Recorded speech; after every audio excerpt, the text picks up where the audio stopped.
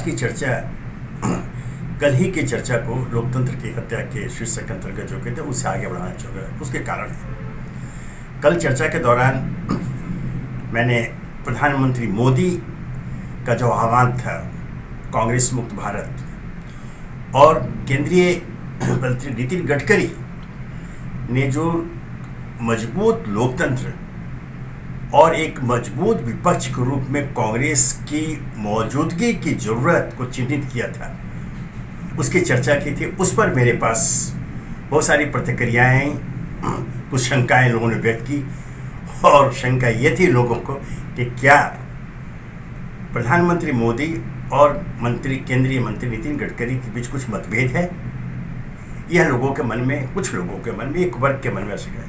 मैं स्पष्ट कर दूं, ऐसा कुछ नहीं है, बल्कि सच तो यह है कि प्रधानमंत्री मोदी के नेतृत्व में केंद्रीय परिवहन मंत्री, सड़क निर्माण मंत्री नितिन गडकरी जो उपलब्धियों के मार्ग पर कदम ताल कर रहे हैं, उसका वर्णन स्वयं नितिन गडकरी कई बार कर चुके हैं। मोदी के नेतृत्व में आस्था प्रकट करते हुए उनकी प्रशंसा कर चुके हैं। और सच भी यही है, एक नेता होता है, एक नेतृत्व होता है, वह मार्गदर्शन करता है और उनके सहयोगी उस मार्ग पर कदम ताल करते हैं, जो प्रधानमंत्री मोदी और नितिन गडकरी के बीच में है। अब रही बात सड़कों की, तो मैं बता दूं, बहुत दिलचस्प वाक्य है। ये सिर्फ सड़क निर्माण की चर्चा नहीं है, यह तो एक सच्चाई चिन्हित हो चुकी है कि आज अगर मोदी सरकार या भारत सरकार की उपलब्धियों की चर्चा की जाए और प्रमाण माने जाए, तो प्रमाण के रूप में पूरे देश में अच्छी सड़कों के जाल को प्रस्तुत किया जाता है, नितिन गडकरी के विभाग के कार्यों को चिन्हित किया जाता है। और ये सच है। और बता दूं कि किसी भी देश का विकास तब तक संभव नहीं है जब तक अच्छी सड़कों का जाल नहीं हो।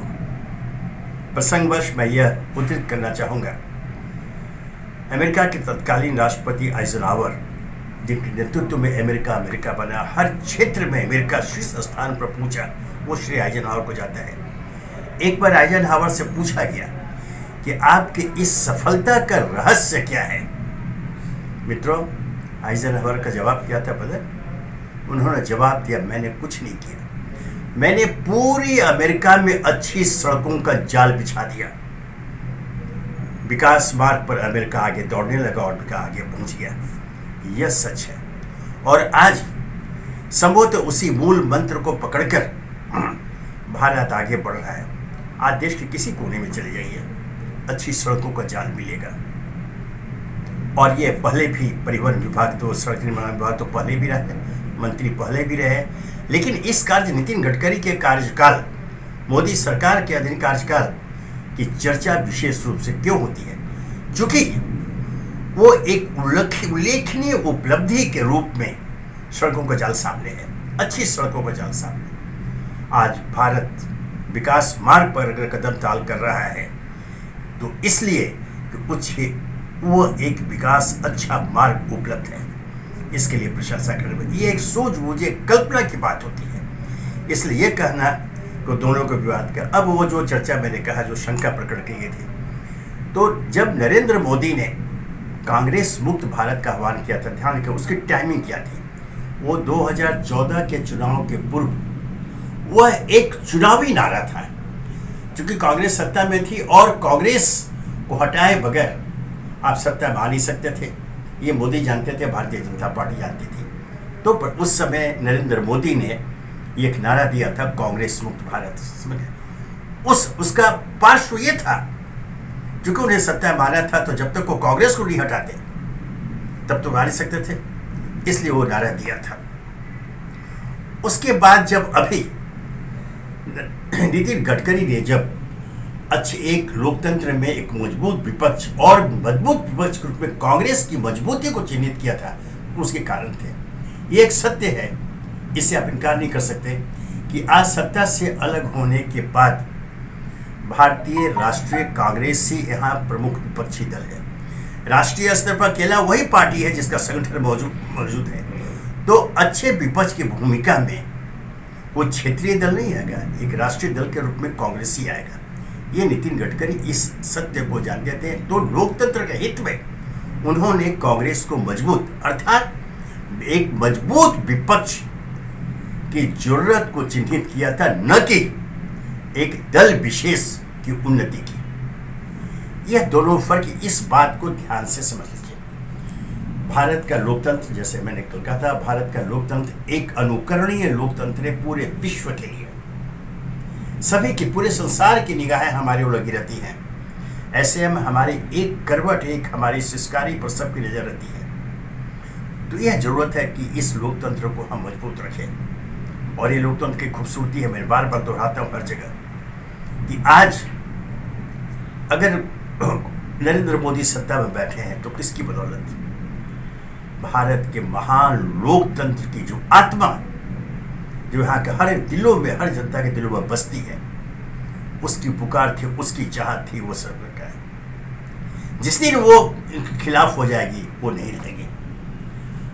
कई दशकों तक कांग्रेस ने देश पर शासन किया लोगों की पसंद के रूप में, इसी लोकतंत्र की पसंद के रूप में। और ये हम चाहे राजनीतिक स्तर पर राजदल चाहे जो भी आलोचना कर लें, यह सच्चाई मौजूद है कि वह आजादी के बाद जिस लोकतांत्रिक भारत की स्थापना हुई, जिसका नेतृत्व कांग्रेस ने किया, उसने उस लोकतंत्र को इतना मजबूत रखा कि आज जब जनता ने उनको रिजेक्ट कर दिया, अस्वीकार कर दिया कांग्रेस को, और भारतीय जनता पार्टी को और नरेंद्र मोदी को स्वीकार किया, तो उस लोकतंत्र के आवरण के अंतर्गत जो मजबूती से यहां मौजूद था, इसका श्रेय उस समय के कांग्रेस दल को जाता ही है।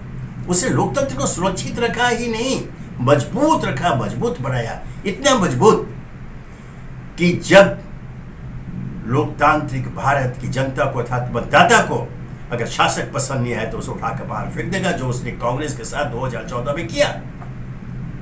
और आज भारतीय जनता पार्टी पूरे देश में और कई राज्यों में सत्ता में है। आज केंद्र में उसकी सत्ता की प्रशंसा क्यों होती है? एक उसे सक्षम नेतृत्व मिल गया, और उस नेतृत्व ने अपने सहयोगियों का जो चयन किया, उनको जो जिम्मेदारी दी, जिसमें मैं नितिन गडकरी या उनके विभाग के देता हूं, उन्होंने उनकी कल्पना को, उनके सपने को साकार करके दिखलाया। आज भारत अगर विश्व की तीसरी महाशक्ति बनने के रास्ते पर कदमताल कर रहा है, उसका कारण यही है, एक मजबूत नेतृत्व और सक्षम कल्पनाशील क्रियान्वयन करने की शक्ति रखने वाले अपने सहयोगियों के कारण, जिसमें निश्चय ही नितिन गडकरी के नाम सर्वोपरि ऊपर आता है।